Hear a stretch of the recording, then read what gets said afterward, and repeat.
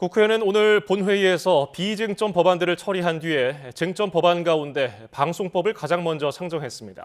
국민의힘이 이에 반발하며 무제한 토론, 필리버스터에 돌입했는데요. 절대다수 의석을 차지한 민주당은 24시간 뒤 표결로 토론을 끝내고 법안 처리에 들어갈 수 있습니다.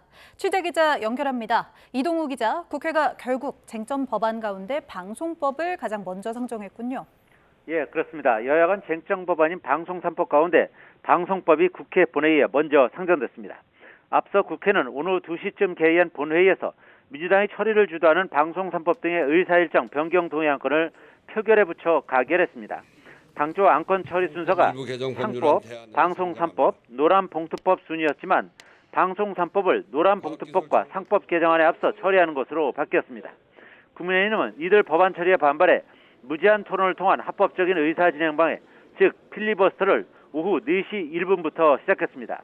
현재는 국민의힘 신동욱 의원이 필리버스터 첫 주자로 나서 발언하고 있습니다.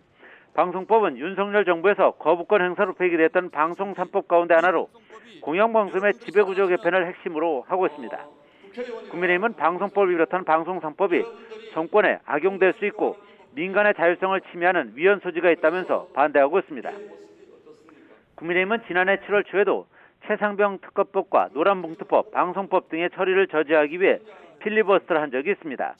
국민의힘이 필리버스터를 통해 쟁점 법안 처리를 막으려 해도 절대 다수 의석을 차지한 민주당이 국회법에 따라서 필리버스터 시작 24시간 뒤에 표결을 통해 토론을 종결하고 법안 표결에 들어갈 수 있습니다. 우원식 국회의장은 오늘 오후에 민주당 문희석 의원 외 166인으로부터 방송법 일부 개정 법률안 대안에 대한 무제한 토론 종결 동의가 제출됐다고 밝혔습니다. 다만 표결하더라도 한 안건에 대한 필리버스터만 종결시킬 수 있기 때문에 여당으로서는 내일 끝나는 7월 임시국회 내에서는 물리적으로 법안 한 건만 처리할 수 있습니다. 이에 따라 방송 3법 가운데 나머지 두 개인 방송문화진흥회법과 한국교육방송공사법 개정안과 노란봉투법, 상법 개정안 처리 문제는 8월 임시국회로 넘어가게 됩니다. 예, 국회는 양국관리법과 농안법 등 일부 법안들을 통과시켰죠? 예, 그렇습니다. 국회는 조금 전에 농수산물 유통 및 가격 안정에 관한 법률 일부 개정 법률안과 이른바 양국관리법을 또 통과시켰습니다.